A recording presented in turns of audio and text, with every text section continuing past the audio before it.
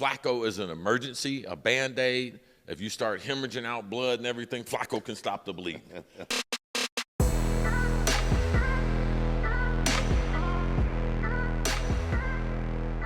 Cleveland Browns, starting quarterback. Everybody's got an opinion. TJ, is it Houshmandzadeh? TJ Houshmandzadeh. Who? Wide receiver. Former wide receiver. What? Houshmandzadeh. Houshmandzadeh. Yeah, good dude. Okay. Smart guy. Okay. So he said, because I'm actually very interested to see who ends up starting for the Browns. And he said that starting quarterback is going to come down to Pickett and Dillon Gabriel. He said, I was told by somebody that is in the building that ain't a player, it's really coming down to Pickett or Gabriel, the former Cincinnati Bengals star set on Friday nightcap. That's what I was told. But now when you get reports that Shedeur is completing 7 out of 9 passes, is it against starters or is it against the 3s and 4s, the guys that are going to be released? So it seems impressive when you see the graphic. If you're a betting man, who do you think starts for the Browns at quarterback? Okay.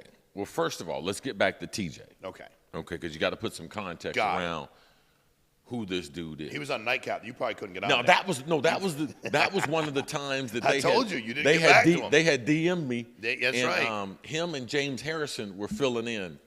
For filling in for Shannon was gone. Yep. But they had a thing when Chad was gone. But TJ's kind of gone under the radar because he played opposite of Chad, and it's hard to get any light when Chad was playing. He'll take some light. Yeah. So, but TJ is smart. He's well connected, like in the football world. And he's not like one of these guys that would ever say anything. When he said specifically, I'm not talking about a player. I'm not talking about one of my wide receivers, because he works out a lot of wide receivers. I'm talking about someone else in the building. So he distinctly said that. So that got my ears up. So someone has actually told him that's in the know that this is the situation. Kenny Pickett, they actually traded for him. Mm-hmm. Joe Flacco, no one's bringing Joe Flacco in the building thinking Joe Flacco is going to be the starter. If Joe Flacco is your starter, you got a problem. You have a huge problem. So, and if they were saying Shador was the starter as the 5th rounder, you got a real problem too, because he passed over all these guys in these reps in the offseason in shorts, in bikini shorts, Speedos and stuff. Like, no, that kind of stuff. So I'm not that surprised. And when you put down a 3rd-round pick on a quarterback, you do believe he has a certain skill set. Mm-hmm. They didn't ever think Shedeur would be around. So that's why I told you that I didn't think that he was on their board. Mm-hmm. So then once you get to the 5th round, they go ahead and take him as a commodity. Mm-hmm. But I'm not surprised by TJ, what he's saying at all. Pickett should be the starter. If you look at potential, growth, understanding the division in NFL offenses, he should be the starter. Gabriel's a 3rd-round pick. Why wouldn't he be the backup? Flacco is an emergency, a Band-Aid. If you start hemorrhaging out blood and everything, Flacco can stop the bleeding. You call 911, he'll show up. He'll be in the ambulance. But Shedeur, he's gotten 2 speeding tickets. Guess what was supposed to happen for a 5th rounder? You are not supposed to hear anything from him. Hey, don't say anything. Mm-hmm. Don't do anything. It's supposed to be nondescript. He's the only 5th rounder that we're talking about off the field stuff. Yeah, but we talk about everything he does no matter what because of who he is. No matter what. 2 speeding tickets, dog? If another 5th rounder got 2 speeding tickets and nobody even knew who they were, would we be talking about it?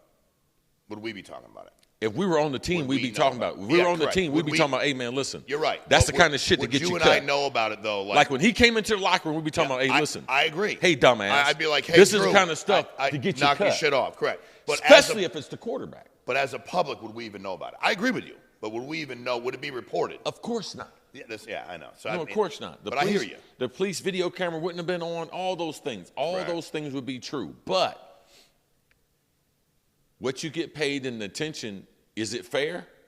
No, it ain't fair. But what you get paid ain't fair either. Correct.